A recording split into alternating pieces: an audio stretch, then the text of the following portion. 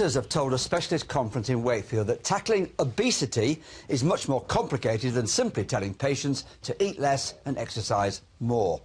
Now, did you know that 1 in 4 of us are obese? And almost 1 in 5, that's 19% of children aged between 11 and 15, which is particularly worrying, isn't it, are overweight. And in our neck of the woods, the number of patients having weight loss surgery in the last 5 years has increased by that figure, 79%.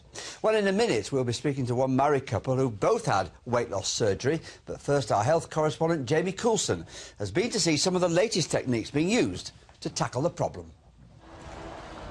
Yorkshire, like elsewhere, has a sizable problem when it comes to people being overweight, with around a quarter of the population clinically obese. So the bottom bit first. Today, experts in obesity gathered at Pinderfields Hospital in Wakefield and were given the chance to see what it's like to weigh 30 stone by putting on a special suit. It was just one part of a conference aimed at sharing the latest thinking on combating obesity. It feels very stifling. I feel like I can't move properly, very unsteady on my feet. The duty of a doctor, a nurse or a dietitian is to find out why is the patient eating more, what's made him eat more, and why can't he exercise, what can we provide, what's the alternative we can do. And that is what we are trying to achieve, and not just trying to tell them to eat less and exercise more. Delegates from across the country have come to the Mid-Yorkshire Trust today to see how they treat obesity. This morning it's all about the theory, and this afternoon they'll see how it's put into practice.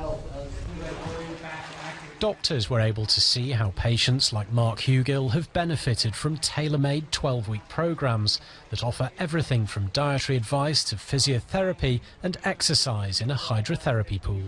A lot more self-esteem, a lot more movement, starting to lose some weight through it. It's a long process, but the biggest thing is obviously the activity, increased activity. But this is the first time where it's a holistic program, where it's not just a doctor or a dietitian, but we've got a doctor, a specialist dietitian, physiotherapist, an occupational therapist, a psychologist, an obesity surgical nurse.